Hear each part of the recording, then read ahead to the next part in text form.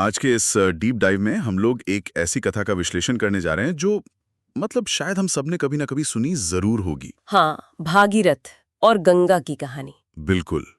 लेकिन आज हमारा मकसद सिर्फ एक पौराणिक कथा को फिर से दोहराना नहीं है।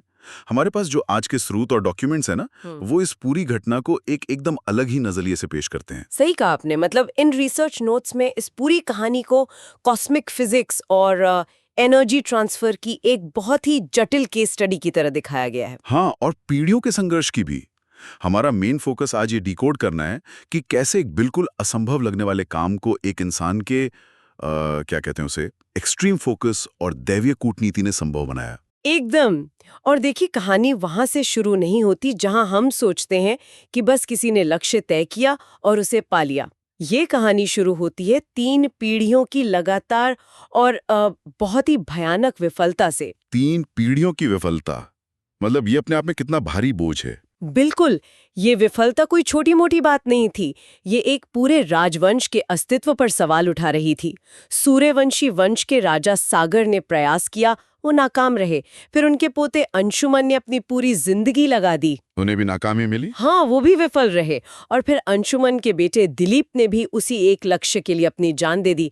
इन तीनों पीढ़ियों ने अपना पूरा का पूरा जीवन सिर्फ एक नाम, गंगा का जाप करते हुए बिता दिया। सोचकर ही अजीब सा लगता है। स्रोत में जो उसका विवरण दिया गया है वो सच में बहुत दर्दनाक है। लिखा है कि उनके शरीर राख में बदल गए, प्यास और तड़फ से उनके मुंह सूख गए थे। लेकिन फिर भी वो उस ऊर्जा को पृथ्वी पर नहीं ला सके थे। उनका जो ये सैक्रिफाइस था, वो किसी को भी तोड़ सकता है। सही में। और यहाँ पे मुझे वो संक कॉस्ट फैलेसी वाला कॉन्सेप्ट याद आता है। जब आप किसी चीज में इतना टाइम और एनर्जी दे चुके होते हैं कि पीछे हटना इम्पॉसिबल लगता है। हाँ, भले ही वो चीज आपको पूरी तरह से खत्म कर रही हो। राइट। तो क्या भागीरथ, जो कि दिलीप के बेटे थे, वो बस इस जेनरेशनल ट्रॉमा या उस दबाव का शिकार थे, या फिर बात कुछ और थी? देखिए, ये एक बहुत ही वैलिड सवाल है, लेकिन हमारे डॉक्यूमेंट्स भागीरथ के इस कदम को कोई दबाव या पागलपन नहीं मानते। वो इसको ग्रिट यानी एक अदम्य साहस की चरम सीमा के रूप में देखते हैं। अच्छा। हाँ, भागीरथ ने जब इस काम को अपने कंधों पर लिया तो उन्होंने 1000 साल तक ध्यान किया। अब इस 1000 साल को हमें सिर्फ एक नंबर की तरह नहीं देखना चाहिए। तो फिर किस तरह देखें? ये एक्सट्रीम और सिंगल पॉइंटेड फोकस का प्रतीक है। उनका शरीर पूरी तरह से स्थिर था, जैसे कोई पत्थर की मूर्ति हो, लेकिन उनका दिमाग किसी सुपर कंप्यूटर की तरह लगातार चल रहा था। हाँ, मैंने भी उन नोट्स में वो लाइन पढ़ी थी। वहाँ लिखा था कि उनके दिल की हर धड़कन के साथ मंत्रोच्चार इस तरह से जुड़ गया था कि मानो मानो अगर उन्होंने एक पल के लिए भी जाप रोका। तो उनका दिल धड़कना ही बंद कर देगा। सही कहा। अरे वाह! मतलब उनका अस्तित्व ही बस उस एक लक्ष्य पर टिक गया था। आज के इस डिस्ट्रैक्शन से भरे जमाने में उस लेवल के फोकस की कल्पना करना भी मुश्किल लगता है। एकदम मुश्किल है। ये सिर्फ एक व्यक्तिगत तपस्या नहीं थी, ये उस पूरे कुल की एकमात्र खोज थी। और इसी एक्सट्रीम फोकस का अंजाम ये हुआ कि अंततः ब्रह्मा जी प्रकट होते हैं। हाँ, और वहाँ का जो सीन है वो बड़ा सिंबॉलिक लगता है मुझे। बिल्कुल, भागीरथ के चेहरे पर पानी की कुछ बूंदें गिरती हैं, और जब वो आंखें खोलते हैं तो देखते हैं कि ब्रह्मा जी उन पे जल छिड़क रहे हैं। और ब्रह्मा जी का जो संवाद है यहाँ पर, वो बहुत गहरा है। हाँ, वो ये नहीं कहते कि भागीरथ तुम्हारी तपस्या सफल हुई। वो कहते हैं कि तुम्हारे राजवंश के धैर्य ने हम सबको जीत लिया है। वाह, राजवंश के धैर्य ने। राइट। ये सिर्फ एक इंसान की जीत का सर्टिफिकेट नहीं है, ये उस जनरेशनल ग्रिड की स्वीकृति है। देवताओं ने पिछली 3 पीढ़ियों को राख होते देखा था ना। चलिए इसके हर पहलू को खोल कर देखते हैं, क्योंकि यहाँ तक तो लगता है कि बस क्लाइमैक्स आ गया, हीरो ने ध्यान किया, भगवान खुश हुए और हैप्पी एंडिंग हो गई। लेकिन असल समस्या तो अब शुरू होती है। वही तो, हमारे डॉक्यूमेंट्स बताते हैं कि ब्रह्मा जी गंगा को आदेश देते हैं कि उन्हें पृथ्वी यानी भूलोक पर जाना होगा। मिशन एकदम क्लियर है, सागर के उन 7000 पुत्रों का उद्धार करना जो राख बन चुके हैं और जिनकी चीखें या दर्द अभी भी ब्रह्मांड में गूंज रहा है। हाँ, और सिर्फ उनका ही नहीं बल्कि पृथ्वी पर मौजूद हर उस नश्वर प्राणी का उद्धार करना जो पाप करता है। लेकिन यहाँ एक बहुत बड़ा लेकिन है, गंगा साफ मना कर देती हैं। यहाँ सबसे हैरान करने वाली बात यह है कि उनका पहला रिएक्शन ही इनकार का होता है। और जो वजह वो बताती हैं, वजह तो मुझे बड़ी अजीब लगी। वो कहती हैं कि वो पूरी तरह से प्रिस्टीन है, एकदम पवित्र, और अगर अनगिनत पापी लोग उनके अंदर स्नान करेंगे तो क्या वो सारे पाप गंगा में समाकर उन्हें भी पापी नहीं बना देंगे? हाँ, उनकी चिंता अपनी शुद्धता को लेके थी। अगर मैं इसको थोड़ा मॉडर्न लैंग्वेज में बोलूं तो गंगा अपने ब्रांड इमेज को लेकर डरी हुई थी। एक तरह से ब्रांड डैमेज का खौफ था उन्हें। लेकिन मेरा सवाल है, अगर वो इतनी ही दैवीय शक्ति हैं तो उनकी पवित्रता इतनी कमजोर क्यों है कि वो पाप से डर रही हैं? ये बहुत ही शानदार पॉइंट उठाया आपने। और ब्रह्मा जी का जो काउंटर आर्ग्यूमेंट है ना इस पर, वो इसको पूरी तरह क्लियर कर देता है। ब्रह्मा जी उनके इस डर को सीधे नकारते नहीं हैं, बल्कि उन्हें उनकी असली पहचान याद दिलाते हैं। क्या पहचान? ब्रह्मा कहते हैं कि तुम कोई आम नदी नहीं हो, तुम विष्णुपदी हो। विष्णुपदी मतलब विष्णु के चरणों से जुड़ी हुई? बिल्कुल। अब इस शब्द के पीछे की फिलॉसफी समझिए। हम आम तौर पर शुद्धता को बहुत नाजुक मानते हैं। जैसे एक सफेद शर्ट हो, उस पे चाय की एक बूंद गिर जाए तो वो गंदी हो जाती है। हाँ, वो बड़ी फ्राजाइल टाइप की प्योरिटी हुई। राइट। लेकिन विष्णुपदी होने का मतलब है एंटी फ्रेजाइल होना। एक ऐसी अभेद्य शुद्धता जो किसी गंदगी के संपर्क में आने से कम नहीं होती। ब्रह्मा जी समझाते हैं कि तुम्हारी ऊर्जा इतनी ताकतवर है कि वो सबसे बुरे लोगों को भी छू लेना तो भी वो मने नहीं होगी। एकदम सही। वो उनकी अराजकता या जो केओस है उसे पी लेगी, पर खुद गंदी नहीं होगी, बल्कि उन पापियों को पूर्ण बना देगी। ये एक अलग ही लेवल की शुद्धता है जो कचरे से गंदी नहीं होती, बल्कि कचरे को ही साफ कर देती है। ये सच में एक बहुत बड़ा थॉट है। मतलब आपकी अच्छाई इतनी डोमिनेंट और एक्टिव होनी चाहिए कि बुराई उसे न बदल सके, बल्कि वो खुद बुराई को ठीक कर दे। और यही सुनकर शायद गंगा का जो ईगो था वो शांत होता है। भागीरथ भी उनके चरणों में गिरकर अपने पूर्वजों का वास्ता देते हैं। और यहाँ आकर कहानी सच में बहुत दिलचस्प हो जाती है, क्योंकि हमें लगता है प्रॉब्लम सॉल्व हो गई, ईगो शांत, पवित्रता का डर खत्म। लेकिन नहीं, गंगा एक नई समस्या खड़ी कर देती हैं। हाँ, और इस बार मुद्दा अध्यात्म का नहीं, फिजिक्स का था। बिल्कुल फिजिक्स का।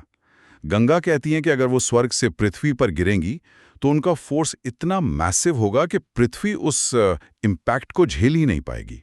वो वार्निंग देती हैं कि भूलोक के टुकड़े टुकड़े हो जाएंगे। हाँ, मतलब उनकी गति इतनी टोरेंशियल होगी कि पृथ्वी की धुरी उखड़ जाएगी।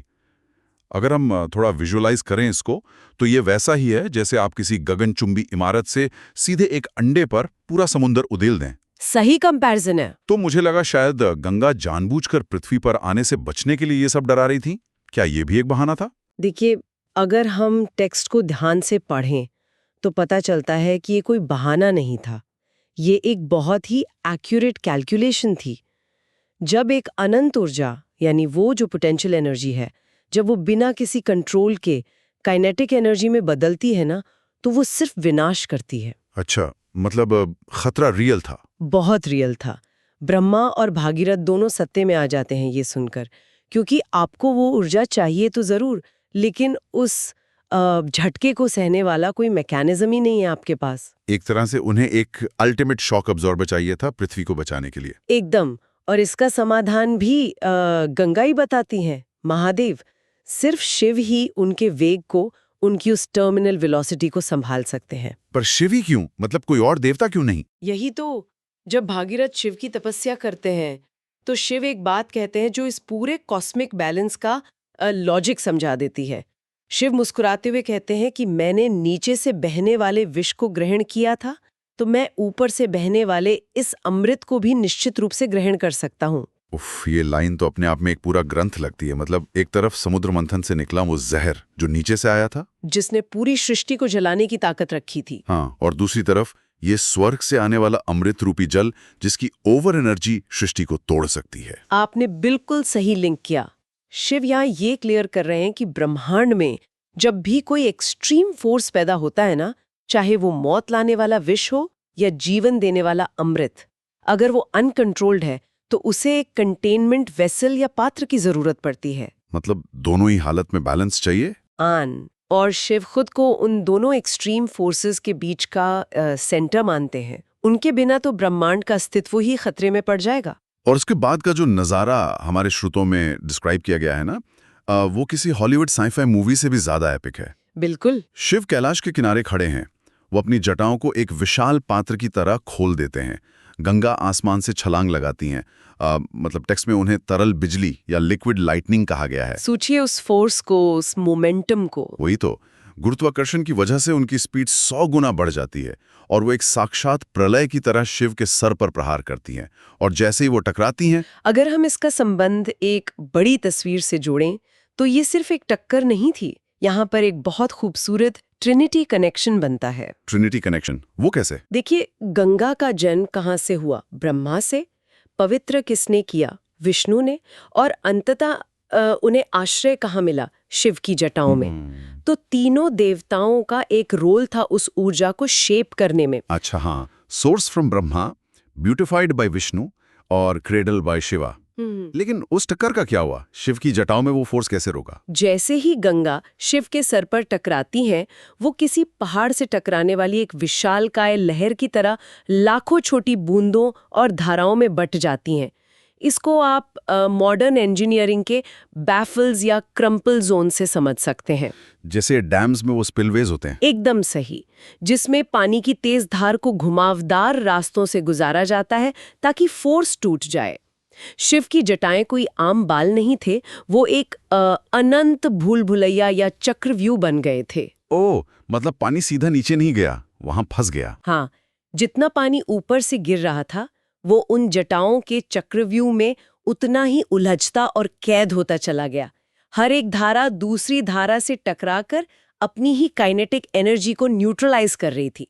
क्या जबरदस्त फ्लूइड डायनामिक्स है ये। है ना? जो ऊर्जा पहले स्वर्ग से अनियंत्रित आई थी, वो अब जटाओं के उस मेज में फंसकर एकदम शांत हो गई। लेकिन इस सब का गंगा पर खुद क्या असर हुआ? जो नदी इतने अहंकार में प्रलय लाने निकली थी, वो तो उस भूल भुलैया में कैद हो गई। यही तो इस कहानी का सबसे बड़ा टर्निंग पॉइंट है। जटाओं में कैद होने के बाद गंगा का स्वर्ग में जो अस्तित्व था वो खत्म हो जाता है, उनका अहंकार भी टूट जाता है। तो आखिर इस सब का मतलब क्या है? मतलब ये कि जब उनका अहंकार टूटता है तब वो शिव से विनती करती हैं कि मुझे मुक्त कीजिए ताकि मैं अपना असली काम कर सकूं। और उस एनर्जी को धारण करने की वजह से ही गंगा शिव को एक नया नाम देती हैं, गंगाधर। अच्छा, वहां से ये नाम पड़ा। और जब गंगा मुक्त होती हैं और भागीरथ के उन पूर्वजों की राख तक पहुंचती हैं, तो एक बड़ा ही इमोशनल सीन आता है वहां। हाँ, भागीरथ वहां फूट फूट कर रोने लगते हैं। और गंगा उन्हें बोलती है कि आज से मुझे तुम्हारे नाम से, यानी भागीरथी के नाम से भी जाना जाएगा।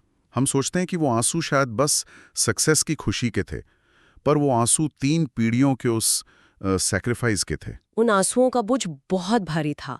सागर, अंशुमन, दिलीप, इन सबका जीवन जिस एक पल के लिए राख हुआ था, वो पल अब भागीरथ की आंखों के सामने सच हो रहा था। बिल्कुल। लेकिन इस टेक्स्ट में एक और बहुत ही गहरा रूपक है जिस पर हमें ध्यान देना चाहिए, और वो है विष, यानी जहर का रूपक। जहर? पर गंगा तो पवित्र करती है ना, इसमें जहर कहाँ से आ गया? बहुत पहले गर्भ में ही जहर दिया गया था। अच्छा। हाँ, यानी राजवंश की शुरुआत में जहर है। फिर बीच में शिव आते हैं जिन्होंने ब्रह्मांड के लिए विष पिया था। और अब ये जो नदी आ रही है पृथ्वी पर, इसका मेन फंक्शन क्या है? पापियों को साफ करना। मतलब उनकी आत्माओं से विष चूसना। एकदम। ये पूरा एक क्लोज्ड लूप बन जाता है। हाँ। एक जहर से शुरू होकर जहर पीने वाले देवता के जरिए आत्मा के जहर को साफ करने तक का ये पूरा एक एपिक सफर है। बाप रे, ये तो सच में दिमाग घुमा देने वाला पर्सपेक्टिव है।